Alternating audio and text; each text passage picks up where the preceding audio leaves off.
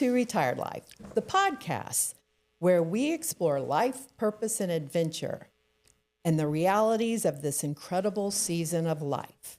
Today's episode of Retired Life is brought to you by Pool Engineering and Surveying, helping to design and build the communities where your next chapter begins. From neighborhoods to coastal developments, Pool Engineering is shaping the places we love to live, relax, and have fun, as well as retire. I'm Kim Lee, and this is Stuart Lee, my co-host, and today's episode is a very important one for many of you. It's going to hit close to home when we're talking about your parents, aging parents, navigating memory loss, and making sense of a healthcare and senior care system that can often feel overwhelming, confusing, and emotionally draining. Our guest today is Dana Jones, who is walking this journey in real time by caring for her 92-year-old mother. Dana is navigating memory decline, medical needs, and the challenges of assisted living and memory care. Dana, thank you so much for being here today and for sharing your journey. Oh, it's my pleasure. It's definitely been a journey. So how long has this journey been for you so far? Oh gosh, this started back in 2017. So we are talking about almost 9 years now that this journey began. Well, tell us about your mom a little bit and your relationship. Well, Mom was an unusual 80-something-year-old at the time. She was one of those, we called her the Gamster. She just never stopped, full of energy, full of life, the party girl, the ultimate party girl. And my kids, her grandkids, would often say, "Mom, when is Gammy going to age?" She was ageless, still maintained independence, and then everything changed when she hit 84, shortly after my dad passed. And our relationship at that time, you know, was like a lot of mothers and daughters. I was more a daddy's girl. So, you know, I had fun with her, but it was a challenge growing up. I was often, you know, told, "You're just like your father." And my dad and her had divorced a while ago. So obviously, I think that was a little bit of a put down. So at the time, but I was the firstborn and lived the closest to her. And fortunately, even though we had major differences in the way we approached life, as a firstborn, you do what you do. You keep in touch with the grandmother of your grandkids or of your kids, and, you make the best of it. But it was hard. It was really hard at first. What were your first signs? Well, the first sign, believe it or not, was noticed by my dad before he passed. He kept saying, "I think your mom might be starting dementia." And I was pretty much in denial. "No, I don't think so." And the first thing that I noticed, though, that I started to believe that this could be true was we were driving somewhere and Mom almost got us killed. I mean, she ran a red light. She wasn't paying attention. She was very scattered. It was quite obvious that something wasn't right. And from that moment forward, I even called my sisters and said, "I think we need to make sure we drive when Mom's with us." At first, I kind of wrote it off as maybe she now can't handle conversation while she's driving. Again, a little bit of denial. But it was when she pulled out, and she did this. I did not. Power of attorney. She started having some heart issues, and she could tell her own cognition was changing. She wasn't able to do her checkbook anymore. She wasn't able to do all of those basic household needs. She could still keep the house clean and things like that, but her ability to do things like keep a checkbook and, keep track of certain things, it was obvious, in addition to the driving. Well, we saw that with my father. Yeah. He was very active. He did a military career, then he did a career teaching, and then he did a career volunteering. Wow. But his driving, he kept getting lost and couldn't remember how to get to places and stuff. And the hardest thing we had to do was ask him to put down his driver's license. Yes, losing that car is so impacting. Huge. It's huge. In fact, yeah, that leads to another big story of some of the challenges that we faced when Mom realized that her independence was going to be changing. You know, when you have to tell them you have to sell the home, you have to move them away from everything that they've known over the last, 20, 30, 40 years, depending on how long, they lived in the area. That's so much more impacting than you realize. So, Gosh, my dad, he said he would never leave that house. yeah. And it got to the point he was having trouble cleaning and cooking for himself. And we kept telling him, let's try this. But he was late 80s, his girlfriend, Yeah. early 80s, moved into a retirement community, and she showed him everything that was going on. So he was a little more receptive, not much, but we were able to get him to go there and get help with cooking and eating and keeping his, clothes and house clean. So that was a big, major You didn't move. go straight to the assisted living, though, did you? No, You not at went- all. Mom was living in Winter Park, and I actually had to leave my job, which was pretty impacting for my husband, because my husband and I run our company together. And I was down in Orlando so much that it started to take a toll on him to a certain extent. And again, that's another story of what we went through during that journey of me traveling back and forth. And it was about a year later that we made the decision that this can't go on like this. I can't keep driving down here to help Mom out.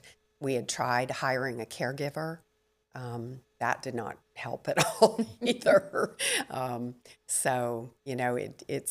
It's a really, initially, I think you're dealing with so many emotions. You've got a life of your own. Some of us still have kids at home. We're that sandwich generation, as they call us. And now we're having to really watch out for the person that watched out for us our whole life. That's very impacting. Big role change. Big role change for everyone. And it's tough. Yeah. Because then you have to be, you can't do that, don't do that. Yeah. Yeah, and making sure they do their doctor appointments and making sure they get there on time. Yeah. The role change is really major. It's just not, I'm just going to help out kind of thing. It's, you're taking over, actually. Well, and that was the first thing that I think really impacted my mom, is she was healthy as a horse, until she was 84. And then she got diagnosed with AFib. And that was the beginning of where we are now. That was the beginning of the journey. And they put her on a cocktail of 4 drugs for the first time in her life. She had never been on any drugs. And I tell you what, if people do not have an advocate, they can get run over by the hospitals and the medical arena. And we kept saying, you don't understand. My mother is changing. This is not working.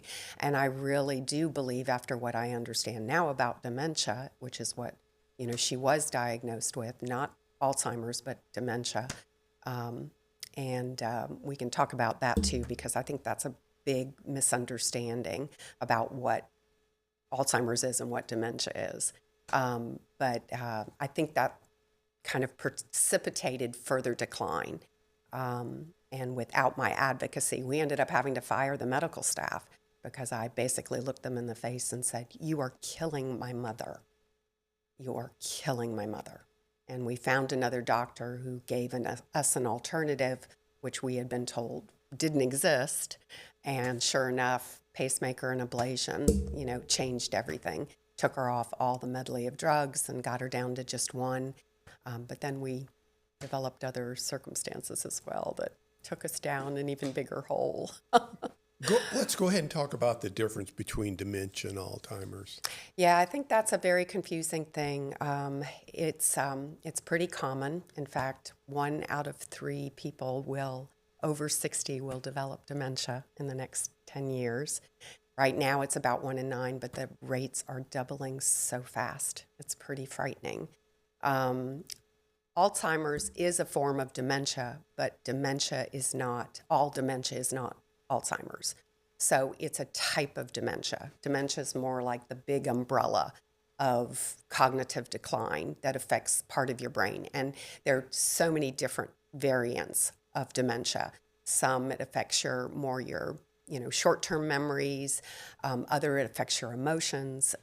It's hard to treat because it's very different for so many individuals. I know. Did your dad have it, Stuart? Or he just had cognitive decline? Yeah, he had decline. Yeah. He never really, he could remember, his recall was unbelievable. That's great. I was amazed at that. Yeah, I think his was like a crash of his health. Right. He began to fall and things The like that. falls, But at yeah. the same time, he was still able to tell us what he wanted Right. and deal with that part. But he got pretty. Yeah. Well, and when memory starts declining, and especially when you have dementia, your risk of falling increases Astronomically. substantially. Yeah. And that was part of Mom's journey as well, as she fell 3 times, broke her hip once, and then she would get better. So we had to move her, out of assisted living in with us to care for her. And then she was almost better and then fell again and broke the other hip on Mother's Day. Oh, no. So that was another step backwards. And it's like they take, 2 steps backwards, and then if you're lucky, they take 2 steps forward, but often it's not. It's just 1 step forward. And you watch them dwindle down. She used to weigh 120 pounds. Now she's down to only 75 pounds. What is your typical day now, Liv? Well, it's changed a lot. Now, because I'm in my 9th year, I've learned what I've learned. And we did move her into assisted living, which was a journey in and of itself as well, because we've learned a lot about what to look for and what not to look for. And sadly, so many people are in a crisis situation and they have to make a quick decision. And you don't even know what questions to ask because this is all new, to you. So the first facility that we moved her into was, a beautiful facility, looked gorgeous on the outside, everything clean and pretty. The staff was amazingly friendly. It was a nightmare. And the cost was increasing 7.5% every single year. Surprisingly, inflation is only 2.8%. So you explain to me why it demanded a 7.5% increase, which is another whole topic of conversation. For sure. But she was in that one. Then we moved her recently to one because we learned what we learned about what to look for, what questions to ask.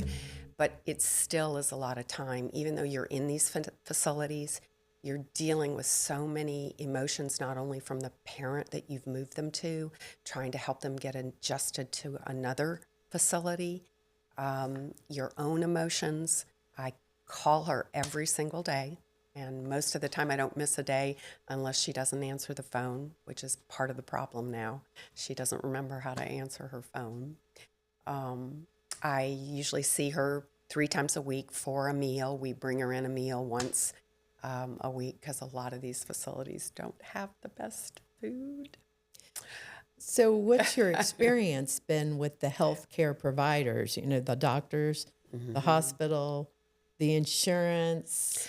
Well, I think that's the first thing to understand is when you're first pushed into this position, and we had a little bit more complicated of a situation in that my mom had a mental breakdown in the middle of all this. We were told it was a UTI, but it was so extreme that we all went, this is not correct, but yet we kept getting that comment. And the hospitals do not want you to stay in the hospital. So we were told we have to now move her to a rehab facility the next day. And that's the unfortunate reality that often happens is someone falls, you've got to find a facility and you're in, flight mode because you have to, you have 24 hours to make a decision. Fortunately, I found out that Medicare offers a loophole where you can buy time, which is what we did. We declared she wasn't ready to leave because their solution was just move her in with you. What's the loophole? The loophole is that if you declare that the person isn't really capable of being moved to a facility or into your care, you can buy time, Do basically. you have to give them a specific example or tell Nope. them why you just say have to that? check the box. Well, just remember that. Yeah, that's an important thing to remember You because need to buy some time. hospitals need to turn over beds, and so that's, so we were now at a point where we were going to have to find a facility, but how can you find a facility in 24 hours or even 3 days? You can't. No, it would be something you need to do in advance. Yeah. Like Because you have to go to these places and look at them. You just can't say, okay, we're going to move you Exactly. there. And I guarantee you the list of places, because she had a breakdown, we were limited to what facilities we could put her in for rehab. But through that, we actually had an angel appear out of nowhere, a neighbor of mine, I happened to run into and was telling him what we were going through. And he told us, there's a thing called respite stay, which a lot of people aren't aware of.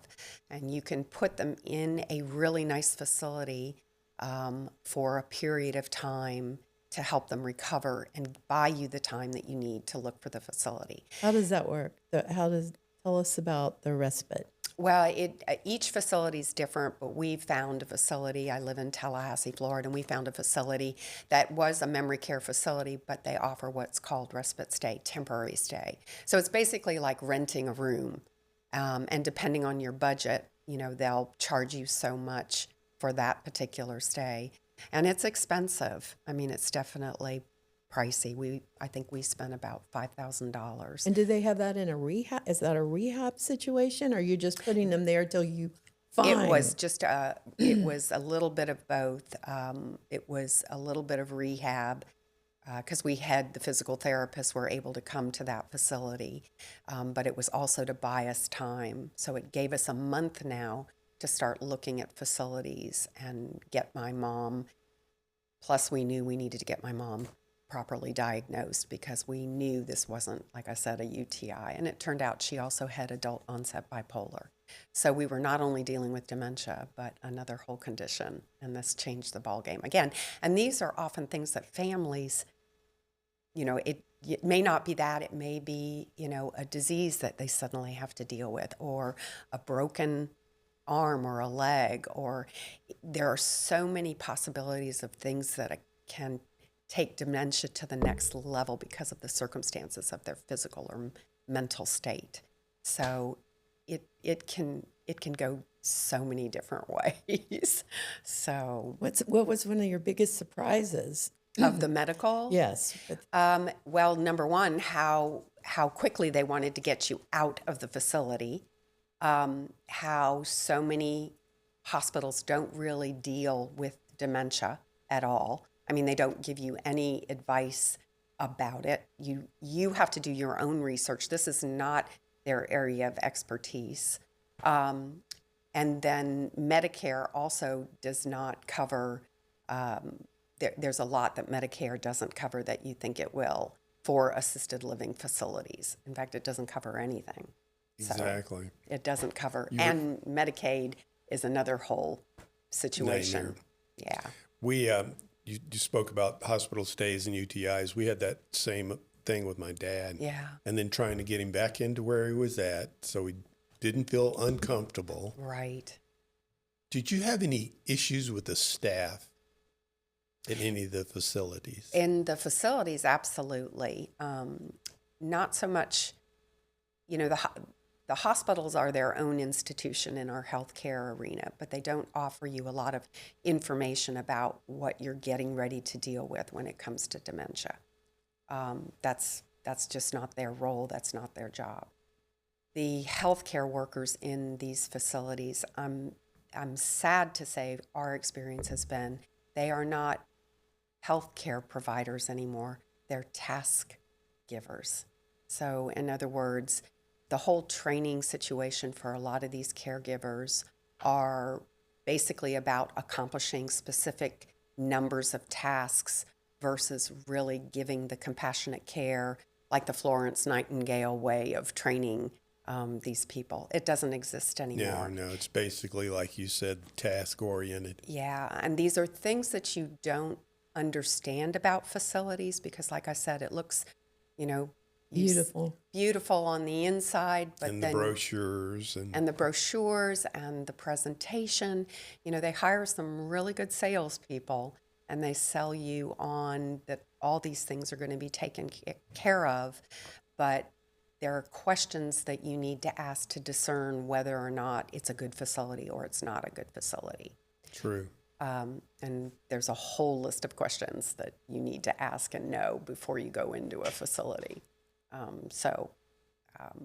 That was our experiences. Without advocacy, we saw everything from insubordination to downright abuse to, people not showing up for neglect. Yeah. Pushing a button and poor thing, she gets stuck on a toilet for over 30 minutes. These are things that should not be happening in these facilities, especially for the amount of money that you pay for these facilities. Especially if they're going up 7 or over 7% per well, year. and that was actually, that's one of the questions that you need to ask is how much are the annual increases? Some of these institutions have like automatic increases. Even though you have to sign the contract every year, you can't say, no, I don't want to increase that much of a percentage, But again, these are things we were not aware of. We didn't even know to ask that question. And we got stuck, in a facility because now you're trying to decide, well, do we go ahead and find another place? But you know how tough moving is on the average family when you're normal, much less a dementia patient. Yeah, an old elderly person. Yeah. And we learned the difference between, again, other good questions that need to be asked is, is this a corporation? Is it a family-owned business? What is your annual percentage of increase every year? What are the number of caregivers per person? So if I put my mom in assisted living, how many people does she get to help with her care? Sadly, in Florida, I think the number is like only 1 in 16 caregivers are required per resident. 1 in 16. How the heck are those people going to get to that number of people? Is this an assisted One living? 8-hour What day. about, This is an what's the assisted difference living. in memory care? Is it? Good question. Yeah, that's a really good question. Memory care is for people that are not able to basically do for themselves anymore. Assisted living are for people that still have a certain amount of independence. They just need assistance. It's pretty much like that. It's a very different scenario. More often people need to go into assisted first before memory care. And that's why often you see them right next to each other, is because as they age and if they stay with the facility, you often have to move them into memory care. It's a lot easier to keep them within the institution versus move them to a whole nother facility. Yeah. The mistake we make is, I think, and this is just from my own personal experience, is having independent living with assisted living and with memory care. Yeah, your dad said that. Yeah, And- all in the same hallway. Well, no, Yeah. theirs were divided. They actually had them locked, the memory care, because, Yeah. but they did have the assisted with, so Yeah. with the independent. But what I noticed too is that, it's a sliding scale. If you It is. if you need to take medicine twice a day, then that's going to cost you this much more. And that's another And then surprise. it starts yes. to go. You're going, wow. And that's what most people don't realize is, as I'll give you an example. My mother is on only 2 medicines. She's pretty lucky because I've been her advocate and we used a lot of supplementation versus drugs. And we had the right medical people that, don't drug up my mother, which is wonderful. But with only being on 2 drugs, it costs an additional $350 per month just to deliver 2 To drugs. dispense, yeah. And dispense, yeah. And this was a big surprise. This was a real big surprise. But I think what happens, going back to that statement about independent, in a perfect world, you think that makes sense. But what often happens is you can't be all things to all people. And often, which is what happened to my mom, the assisted living patients or residents get neglected the most.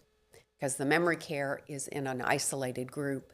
The independents can still take care of themselves. Somewhat, right. Yeah. And, they have a facility where they can rely on each other. But the assisted living people are often much more withdrawn. They don't participate in the facilities in the activities because, it's a new place. And trying to make friends when someone's in their 80s and 90s is a very difficult thing. They're going to live in their memories, not in what's happening in front of them. Yeah, I never thought of that, but Yeah. you're right. Yeah. So how has caregiving changed your life? Oh my gosh. I know it's big. Yeah, that's a big. You've been down this journey with me, Kim, since it started, and you too, Stuart. And we've had lots of conversations. In the beginning, I think you're kind of in shock and denial because so many families, sadly, aren't prepared for this. You don't talk about it. It's hard to talk about it. And we tried with my mom many times to talk about what if. And her denial caused us to pretty much bury our heads in the sand because she wasn't willing to talk about it. So initially, I was in a state of feeling very sorry for my mom because you don't lose your mom. Unlike someone passing, you don't lose your parent all at once. You lose them little bits at a time. You see part of them slowly die, and it's very emotional. It still chokes me up today because I saw how it was when I started with her and how she is now. And she's pretty much a child now. And offering sympathy doesn't really help anyone.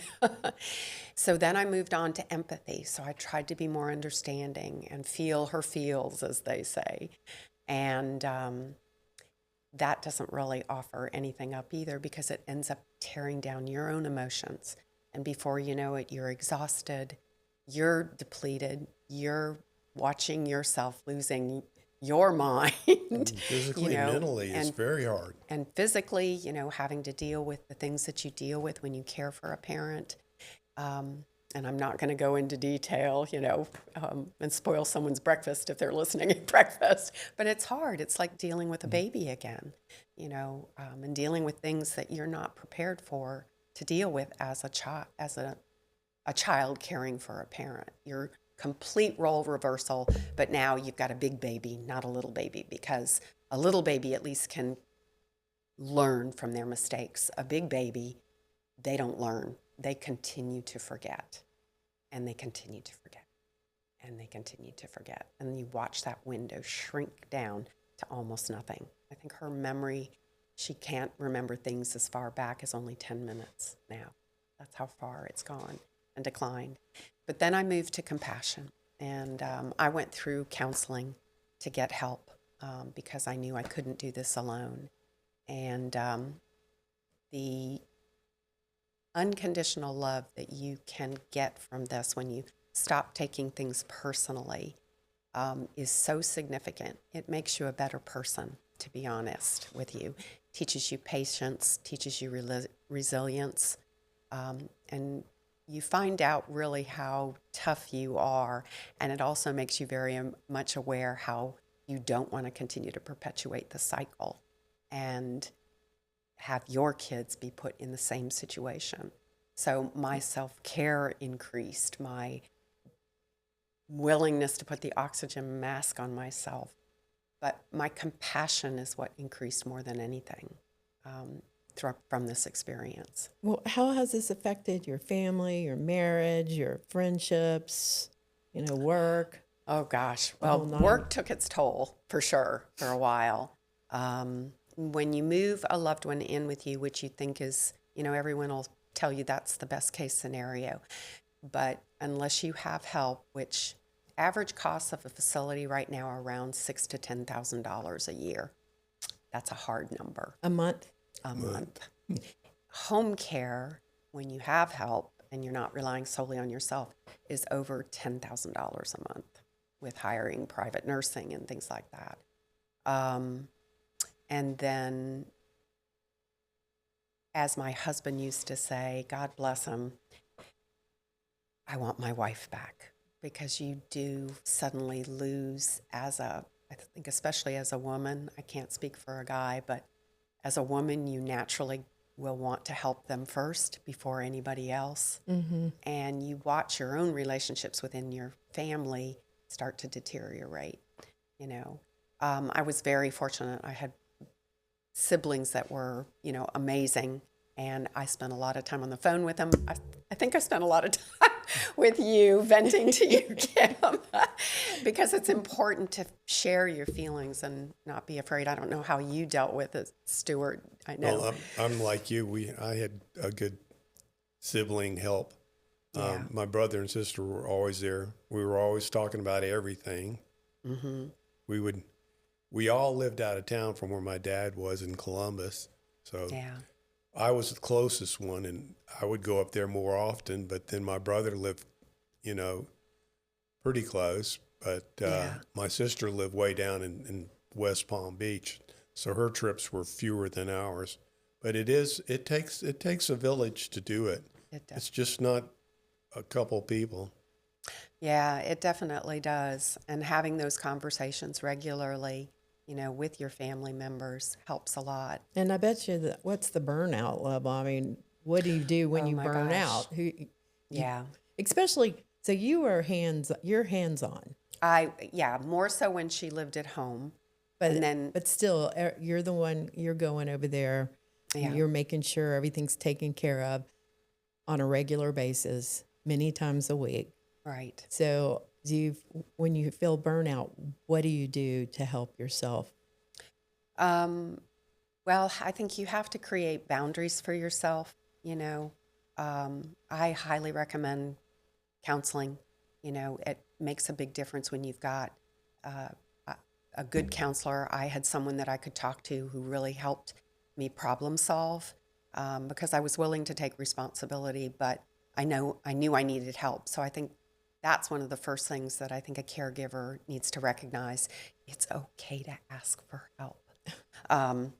I keep myself pretty healthy. I walk every day, and I remember that was one of my first things that happened. Is the person that is getting dementia, one of the initial stages is they get very angry at the caregiver. So the person who takes on the brunt of caregiving is going to get hit the most and the hardest. You will get called every name in the book, possibly.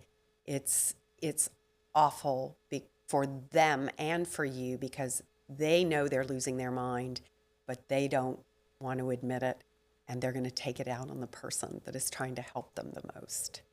So knowing how to deal with that is significant. So you've got to create your boundaries, definitely. And you've got to do self-care. And you need to also, again, like I said, reach out for help. There's a lot of agencies that provide help that I wish I had known existed in the beginning, or understood what they really did in the beginning, that would have been even more helpful than me trying to burn, the candle at all ends, trying to be a good mom, being a good wife, be a good, business person, blah, blah, blah, blah. It can be overwhelming. And you've got to find what helps you put the oxygen mask on yourself again. I meditate every morning.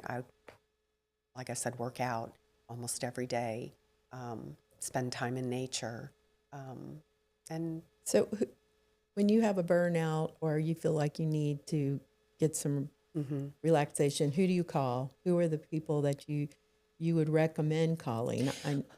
Yeah, that's hard, especially if, like your situation, when you live away from the parent. There are a couple agencies that I called that became a huge family extension to me since I didn't have family here.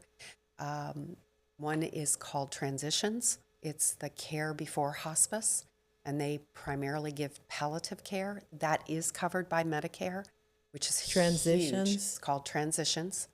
Yep, and it's almost in every state, across the country. You have to, of course, fill out the paperwork, but they will provide volunteers and services that give you a break. I think some of them even offer respite stay, where if you need a mom babysitter, kind of thing, they can do that. And then even hospice. People think hospice is just end of life. We have my mom on hospice now, but there's kind of that, you can be in end of life for quite a long period of time. And they offer even more impactful palliative care, which includes doctors and nurses that can come and check on your parent regularly and keep you, kind of be another advocate like yourself, so that you don't have to worry whether or not they're getting enough nutrition in them. They'll inform you of that. So those are the things you can do. You can also reach out to family and get creative on how, like when I hit my first really big burnout, I called my sisters and basically said, I need your help. I need you to call mom more often. It's the consistency of effort. To say help. I mean, just telling people or asking. Asking but for how help. do you think, how do families navigate the disagreements they have about? Ooh, yeah, that's a good one. It's kind of like, it reminds me of a good divorce versus a bad divorce. A good divorce, you put the children first and you make decisions according to what's in their best interest. And a good family scenario remembers that same thing, is you put the parent first, not your own wishes and desires for them, because this becomes more about safety and less about convenience. It becomes, or inconvenience. It becomes more about not just safety, but Health and welfare. Health and welfare, yes. Health and welfare. Is this going to, make their life better, or is it going to make their life worse just because it's what you want for them, And I think we have to first start with the premise that everybody has had a different experience in the family than you have. So I'm firstborn, so my experiences with my mom were very different than my youngest sister, than my middle sister. And I think if you remember, again, it's that analogy of the elephant. If you're touching the front of the elephant, your impression of an elephant is going to be very different than if you're touching the back of an elephant. And it's a pretty big elephant, what you're dealing with in, this time of a family's life. And if you can remember that and often people are reacting out of fear, out of their own fear of their own mortality. And I had that experience many times. Often when fights would come up between us, it was often because they were in fear mode, or they hadn't experienced it from my perspective, and it had been a year since they'd seen the parent, and now they suddenly see how much they've declined, and it'll slam you in the face pretty quickly. And if you don't consider that and allow their reactions to be okay, and you react, that's when it gets difficult to start making decisions. Oh, I bet. And I've seen families be torn apart because of this. Everyone has different economic needs or situations. Some of us, it doesn't hurt to help out financially. Others, they're barely making ends meet, and we've got to remember that. It's not a fair game. It's never a fair game. Mm-mm. It's one that requires a lot of adults really being adults, not going back to being Which is children. really tough in this. It can be, yes. So just to close up here, but what do you wish you had known in the beginning? Go ahead and answer that, and then I have a question. Number one, as I said in the beginning, you're not losing a parent all at once, you're losing them over time. I had no idea this would be my 9th year in this arena. Yeah. I think you went through it with me a lot, Kim, as there were times when I thought this was it. And yet I made decisions based on this was it. And that's one of the biggest lies. Second of all, I wish I'd known how financially impacting this is. biggest piece of advice that I could give to any family member right now at our age, decide now who your power of attorney is, who your medical power of attorney is. Ask the question, what if? And prepare for it now. Get long-term disability insurance, because so many of our family members are living so much longer than they expected, and they don't have the financial support to take care of themselves if they only plan to live to 75 or 80, which is what the life expectancy was back then. And now they're in their 90s. They've pretty much run out of money. Oh, yeah. And is a family at our age, You can bankrupt the family. you will bankrupt a family. The average family puts out an additional $7,500 a year over and above what their parent often pays for.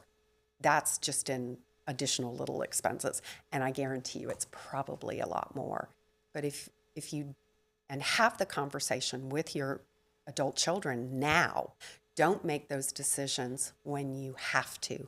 Make them and be prepared. Yeah, like, I mean, if your parent is in assisted living, I would look around at I would just go ahead and look at the rehab facilities from what you were saying. I wouldn't before, but now I would think I'd look around and see what is out there. So if I need them, which you probably will, because falls it's are. not a matter of if, it's a matter of when. Well, And you don't know what I mean, his dad went for a UTI and wound up in a rehab. And, it's just something you need to do. It's the old adage of expect the best but prepare for the worst. And I think that if every family could do that now, you'll break the cycle that a lot of our generation are, we're the baby boomers, and we're aging rapidly, which is going to create another demand on the healthcare system. Oh, yeah. And the second biggest surprise is don't depend on the healthcare system. This is a broken institution. The way we're handling our elderly people is not, it's good, but it's not the best. It's not the best. Yeah. It has a lot of challenges. You've answered my question, which was going to be, what's the takeaway? And you nailed it with all your comments. Yeah. Well, Dana, thank you so much for sharing your story, My pleasure. being really honest with us, and your experience will help so many families. I really think this was very informational. If you're listening and the episode resonates, please know you're not alone. Your feelings are valid. Your exhaustion is real, and your love matters. Reach out, ask for help, lean on community, and give yourself grace. Thank you for spending this time with us. And if you like our episode, please share and subscribe. Thank you. Thank you. Thanks.